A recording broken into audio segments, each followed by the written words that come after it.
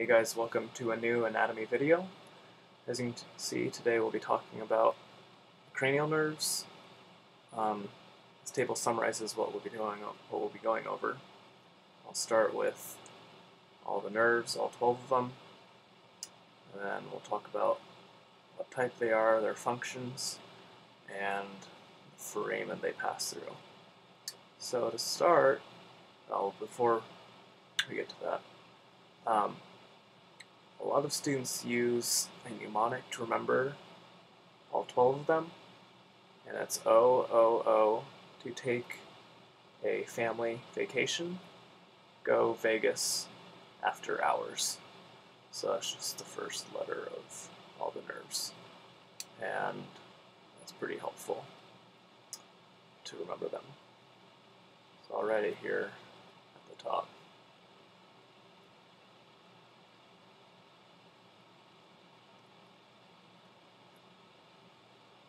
So I started off with this diagram because everything's color-coded, so it's pretty easy to see where everything should be and what it will look like theoretically.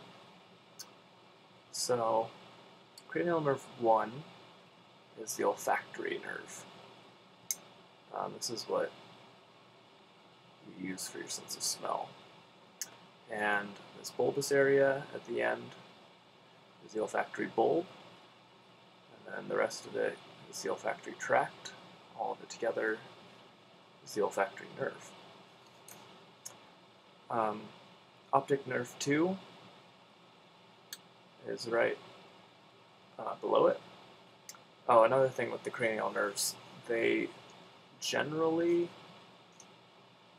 go from anterior, this is the front of your brain, to posterior in numerical order. So the first O, olfactory, the second O, optic, and it just goes front to back, with the exception of the accessory nerve, which is more posterior than the hypoglossal. But the rest of them follow that, so it's pretty easy. So optic nerve 2 is right posterior to the olfactory. It's pretty easy to spot because it goes to your eyes. And obviously it's cut off here, but at the cadaver lab at my school, there's actually one brain with a dissection where the optic nerve goes all the way to an eye. So that's pretty cool to see how it really looks like, because normally the brains are dissected somewhat like this and you don't see where all the nerves actually go to. So that's a pretty easy one to spot. The third O is the oculomotor nerve. That one is responsible for moving your eyes and focusing. But again, O, so it's the third one, and it's just right here. It doesn't really have any defining characteristics to spot it out, but it's pretty easy if you just remember the triplet of O's right here. Cranial nerve 4 is the cochlear nerve. It's right here. It looks pretty big on this diagram, but in real life it's actually pretty small, and it's kind of hard to see actually. But this is where it would be, hypothetically anyway.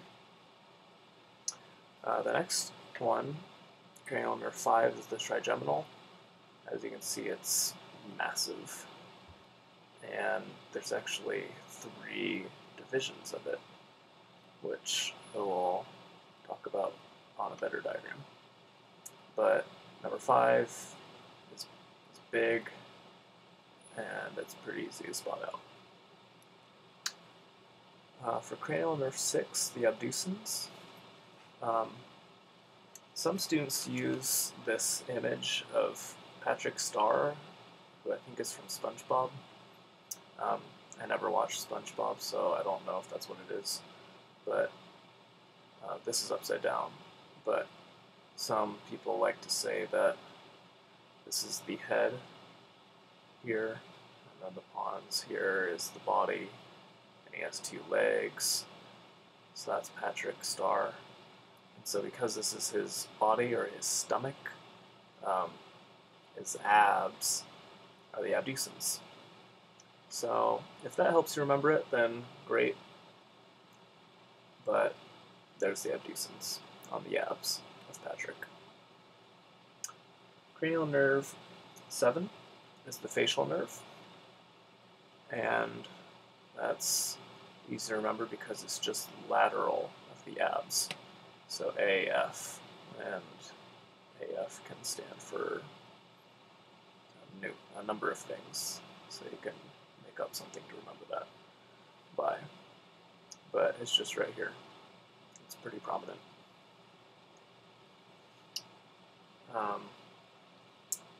The next cranial nerve is the vestibulocochlear. And on some cadavers, it's kind of flat, actually.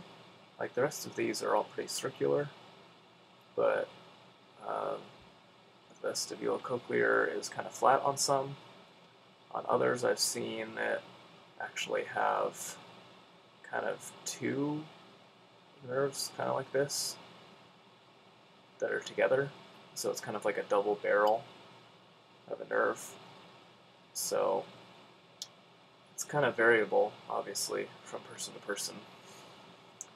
But it's just right beneath the facial. And as you can see, it's just as you go down the numbers, we're just going from anterior to posterior. So it's pretty easy. The next cranial nerve is the glossopharyngeal. It's right here. It's a bit of a little guy.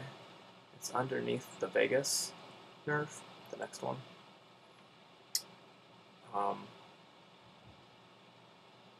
Yeah, I don't have much more to say about that.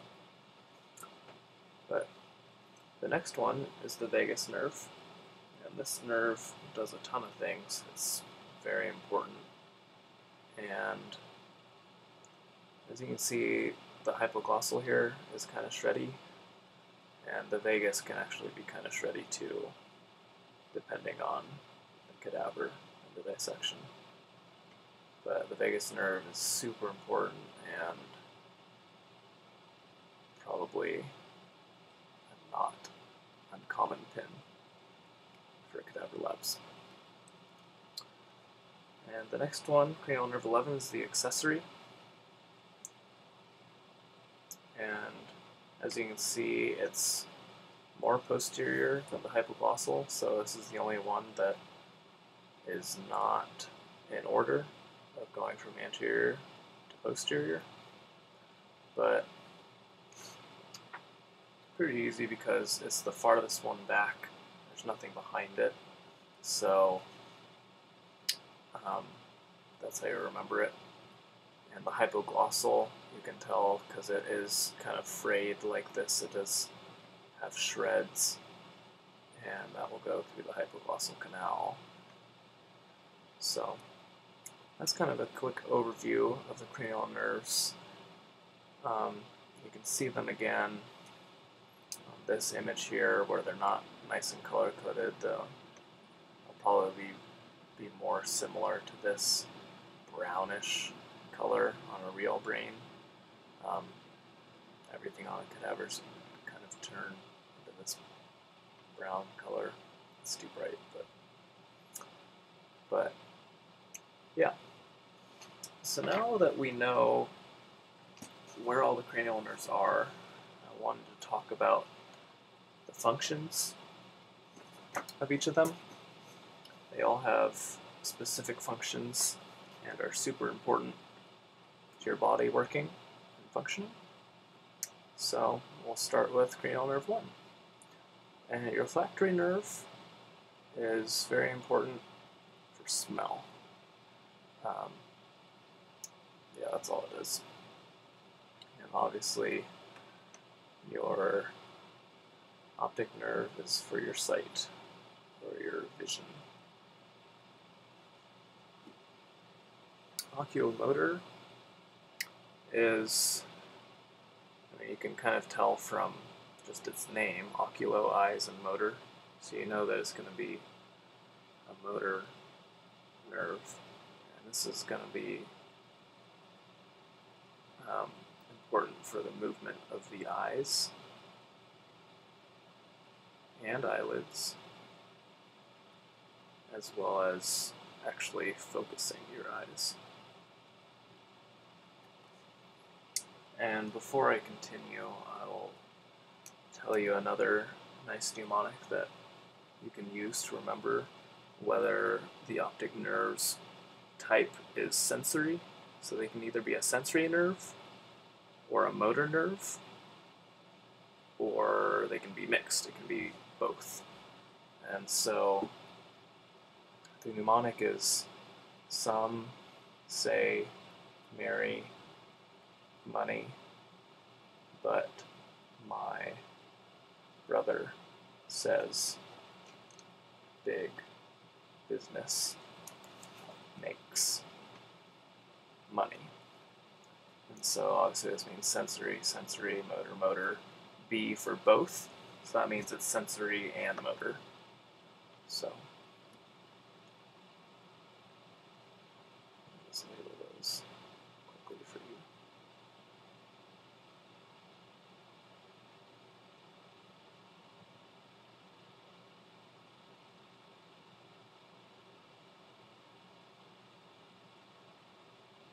So there you go. So from our mnemonic, we can see that cranial nerve 1 is a sensory, cranial nerve 2 is a sensory, and cranial nerve 3 is motor. Okay, cranial nerve 4 is the trochlear. Remember, this is kind of the little guy. He's harder to see.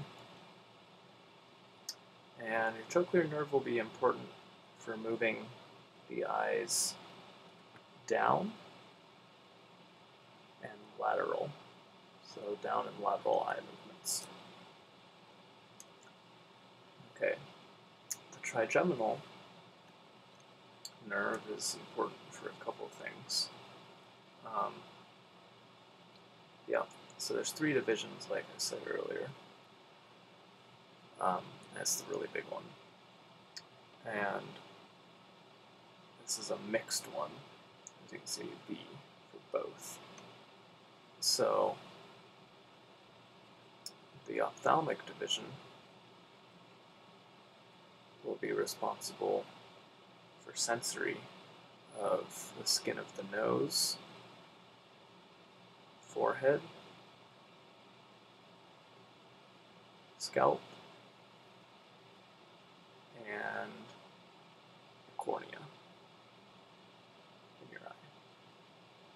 The maxillary division, so it's going to the maxilla, is also sensory, and that will be responsible of the nose, upper lip, gums, teeth, and cheek.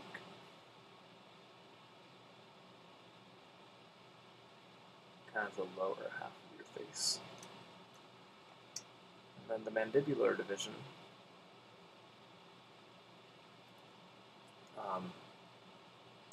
has sensory and motor function, and the sensory is the same as the maxillary division, but its motor function is responsible for the muscles of mastication, so chewing. That's pretty important because who doesn't like to eat? Okay, cranial nerve 6 is the abducens, and that will be medial to lateral eye movement.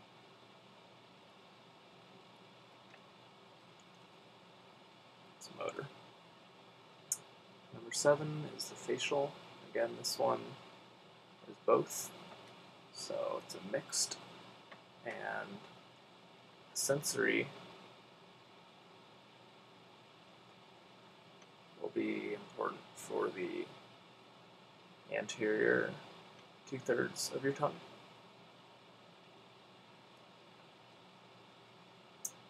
And as well as nasal and palatal sensation. Whereas the motor is important for your muscles of facial expression, obviously.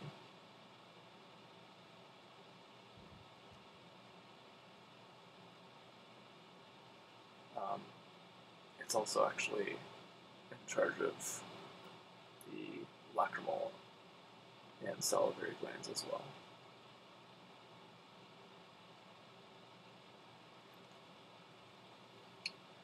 Number 8, the vestibulocochlear, is sensory for hearing. So cochlear, your ear, that's how you can remember that. Hearing as well as equilibrium. So your sense of balance, fluids in your ear help you balance. Number 9, the glossopharyngeal, is mixed again, and the sensory part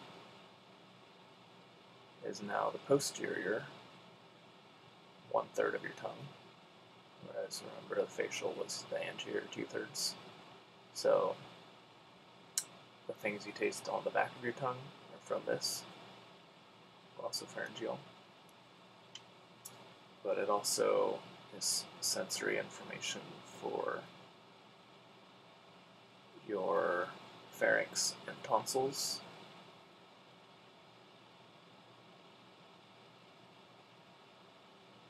and your carotid arteries.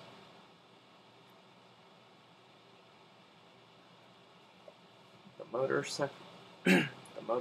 portion of the glossopharyngeal are the muscles of swallowing and your pharynx, so that's pretty important. Now we get to the vagus, which does a ton of stuff.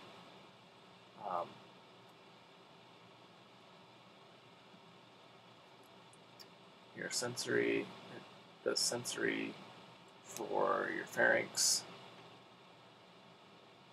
larynx, esophagus, and your visceral organs. So this one goes everywhere. I said it was important. Your motor, the motor section of it does speech, swallowing as well. Fibers to the heart, and smooth muscles, and your thorax. So it just does tons of different things. I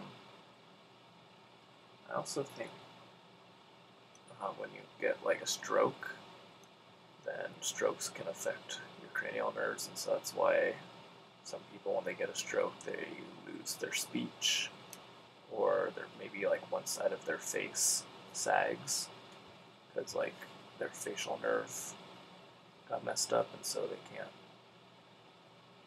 move their facial muscles anymore. Crazy stuff like that. So yeah. Number 11, accessory.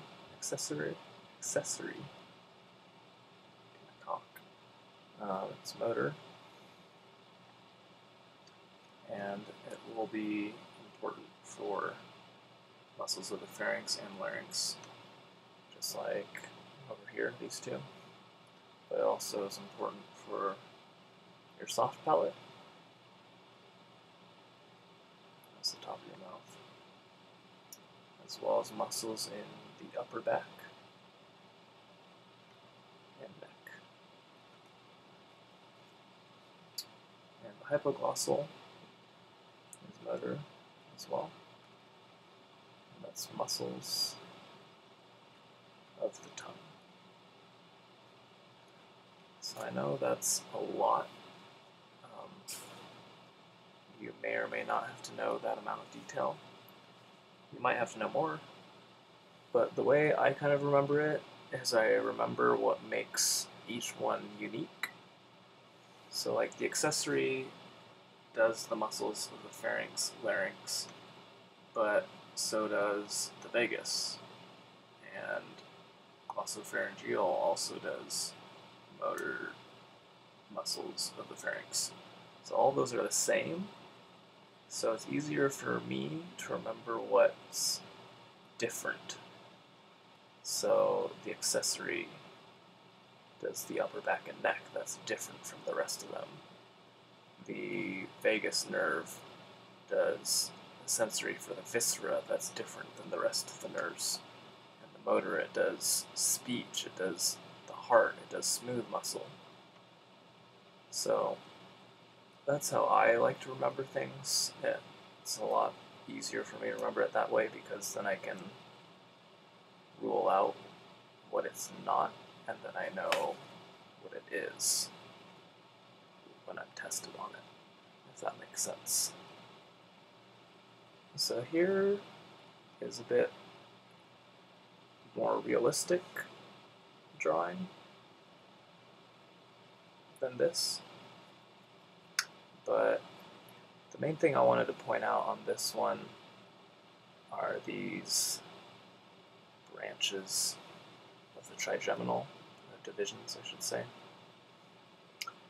And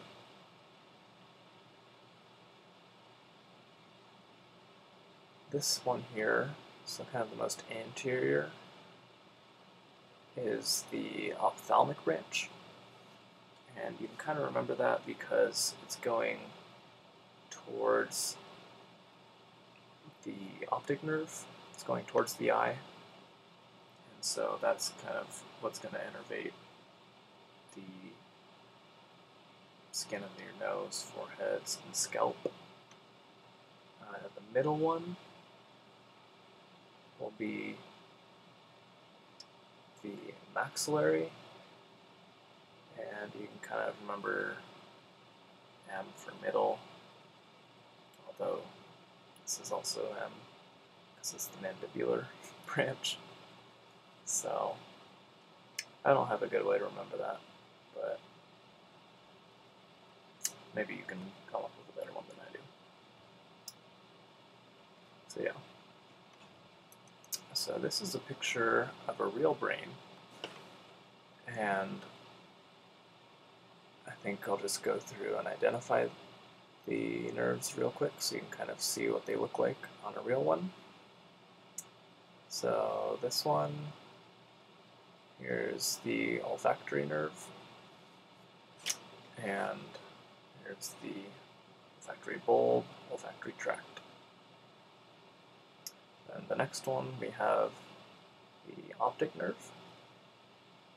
Oh, I forgot to point out that when the optic nerves, the two of them, they come and combine, they meet here. This is the optic chiasm, chiasm as some textbooks call it. I'm sure either is fine, but figure out what your teacher or professor prefers.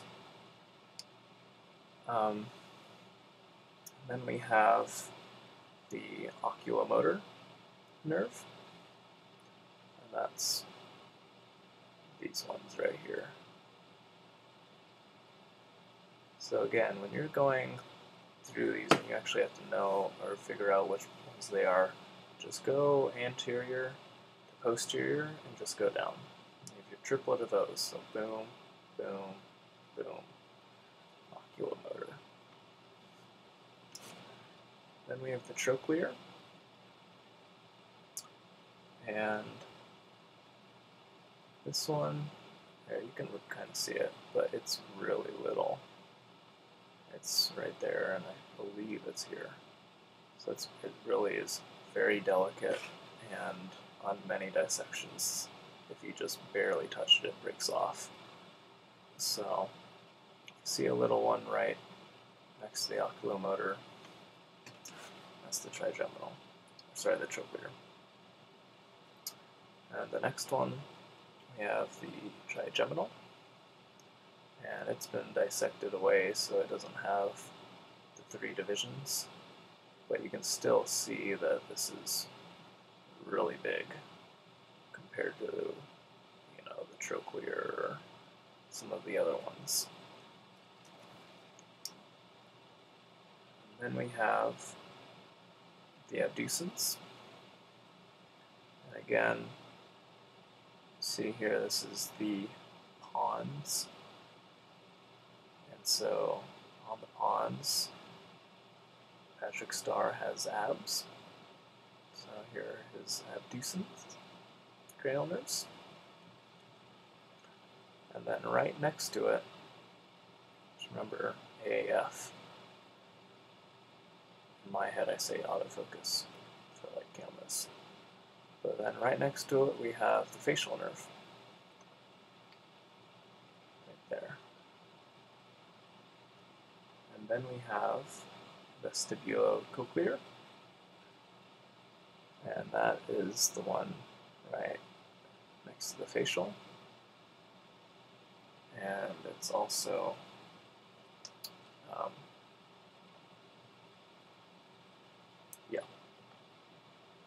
Okay, after that we have the glossopharyngeal,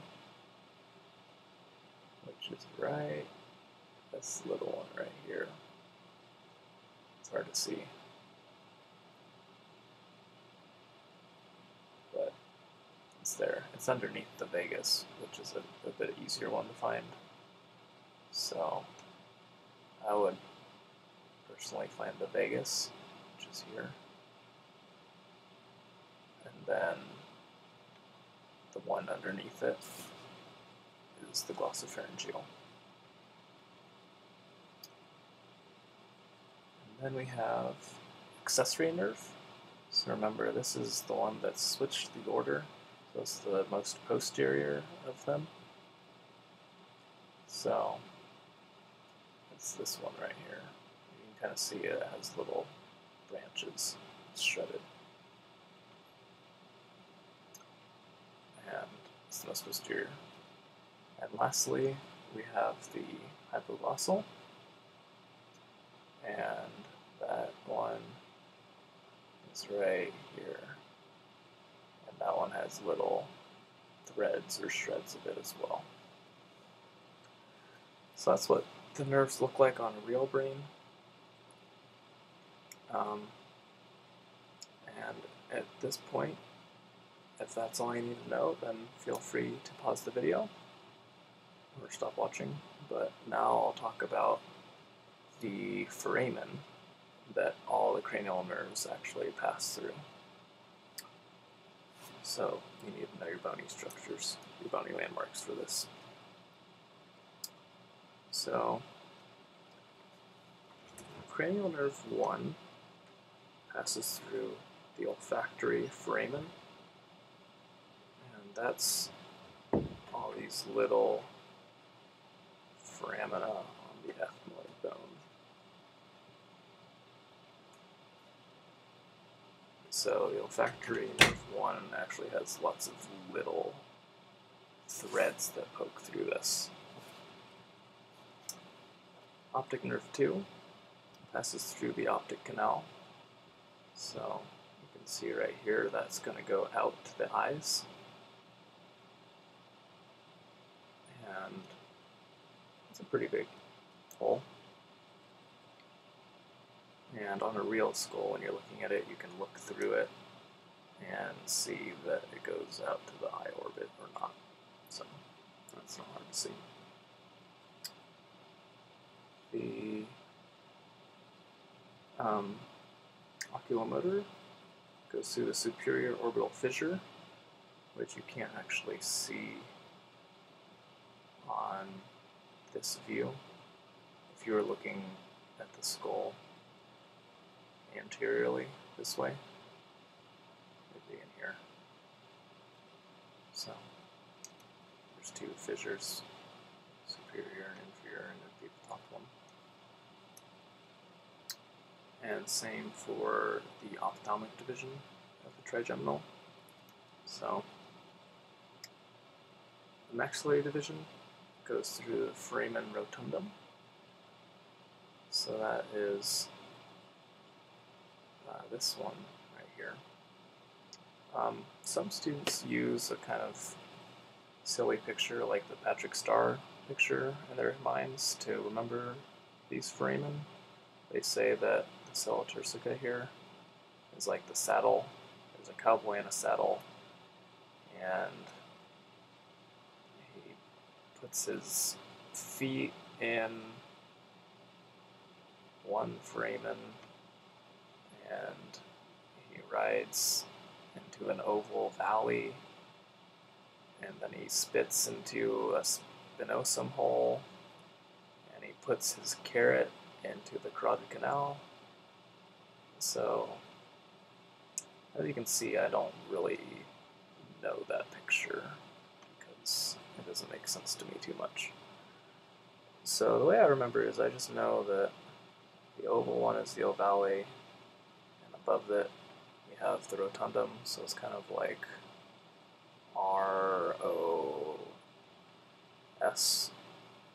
Ross, if you can remember that. I don't know.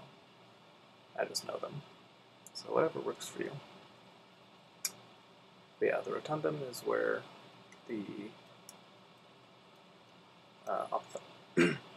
maxillary division passes through, and the mandibular division passes through the foramen ovale. So this oval one here, and then the mandibular division passes. Mandibular passes through ovale, and maxillary passes through rotundum. Abducens also passes through the superior orbital fissure. So again, that's this area here. Look at it from that view. And again, with these, take note of how multiple nerves pass through the same foramen or fissure. So a common test question could be something like, name the 3 nerves that pass through the superior orbital fissure. And then you would have to list them, or something like that. So that's something just to be aware of. The facial nerve passes through the stylomastoid foramen. So that's actually can be seen looking at the skull inferiorly. So it's kind of right here, but you can't see it. But then it also comes through the internal acoustic meatus, which is here. And the vestibulocochlear also goes through the internal acoustic meatus. Makes sense because this goes to your ear, and vestibulocochlear is involved with hearing. So that's like the cool thing with anatomy. A lot of it just makes sense. And so even if you are unsure of an answer or when you're asked a question, just don't panic. Kind of take the time and try to reason it out, because the things make sense. And so you can often eliminate what things it is not because it doesn't make sense. And so that can increase your likelihood of getting the right answer. Moving on. The glossopharyngeal goes through the jugular foramen. This is a really big hole. In the skull, I think it's the biggest one besides the foramen magnum for your spinal cord. But it's just right here. And you can also see it looking at the skull from this view. Vagus nerve also goes through the jugular foramen, as does the accessory. So that's another test question I'd be aware of. Your teacher or professor could ask, name the 3 nerves that go through the jugular foramen. Or name the 2 nerves that go through the internal acoustic meatus. Or name the 3 nerves that go through the superior orbital fissure. So I would know those for sure. And lastly, cranial nerve 12 goes to the hypoglossal. And I remember this foramen because if you stick a probe through them, then they cross. So in my mind I say the hypocrossal canal, because if you put a pin through any other of these foramen, then it wouldn't cross, it just goes straight down, but these cross, so that's pretty cool. So, I know this was a very long video, but we covered a lot of material. We talked about the cranial nerves, all 12 of them, how you can find them. We talked about their function, what they do. We talked about which type they are. You have a handy mnemonic to remember whether it's sensory, motor, or mixed. And lastly, we talked about the actual foramen they pass through. And again, remember, kind of take note of the things that are all the same, because this could be an easy test question that a teacher could ask. So I hope this video was helpful, and best of luck in studying.